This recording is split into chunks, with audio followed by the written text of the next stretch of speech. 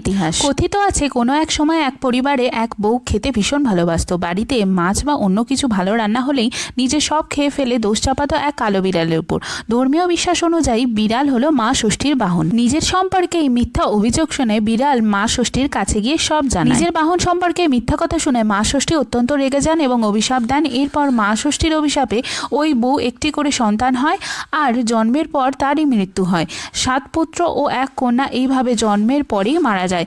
শাশুড়ি, স্বামী ও শ্বশুরবাড়ির সবাই মিলে তখন বউকে অলক্ষণা বলে বাড়ি থেকে বের করে দেয়। বউ এরপর মনে দুঃখে বনে চলে যায়। একদিন জঙ্গলে বসে একা একা কাঁদছে, এমন সময় বৃদ্ধার ছদ্মবেশ ধারণ করে তাকে দেখা দেন মা ষষ্ঠী। কান্নার কারণ জিজ্ঞাসা করলে বউ তখন সব সত্যি কথাটা বৃদ্ধাকে জানায়। নিজের আগের অন্যায় আচরণের কথা স্বীকার করে মা ষষ্ঠীর কাছে ক্ষমা চায় সে। মা ষষ্ঠী তাকে ক্ষমা করে দেন এবং বলেন সে ঘরে ফিরে এসে ভক্তি ভরে তাকে পুজো করলে